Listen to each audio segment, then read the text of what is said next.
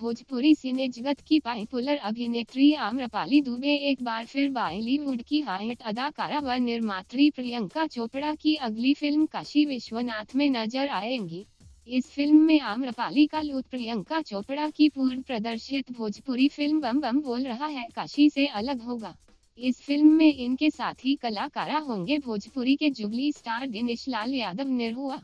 इन दोनों का रोमांस एक बार फिर दर्शकों को देखने के लिए मिलेगा।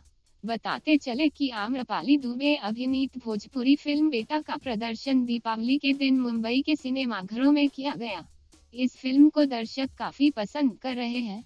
फिल्म में आम्रपाली व जुगली स्टार दिनेश लाल यादव की केमिस्ट्री दर्शकों को खूब पसंद आ रही है।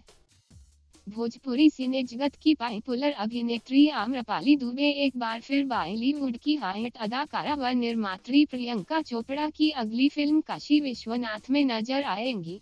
इस फिल्म में आम्रपाली का लुक प्रियंका चोपड़ा की पूर्व प्रदर्शित भोजपुरी फिल्म बम बम बोल रहा है काशी से अलग होगा। इस फिल्म में इनके साथी कलाकारा होंगे भोजपुरी के जुगली स्टार दिनेश लाल यादव निरहुआ। इन दोनों का रोमांस एक बार फिर दर्शकों को देखने के लिए मिलेगा। बताते चले कि आम्रपाली दुबे अभिनीत भोजपुरी फिल्म बेटा का प्रदर्शन दीपावली के दिन मुंबई के सिनेमाघरों में किया गया। इस फिल्म को दर्शक काफी पसंद कर रहे हैं।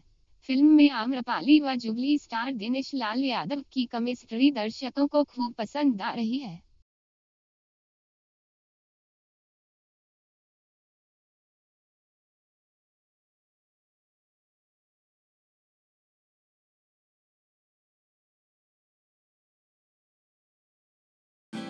भोजपुरी इंडस्ट्री की चटपटी खबरों के लिए सब्सक्राइब करें भोजपुरी मीडिया।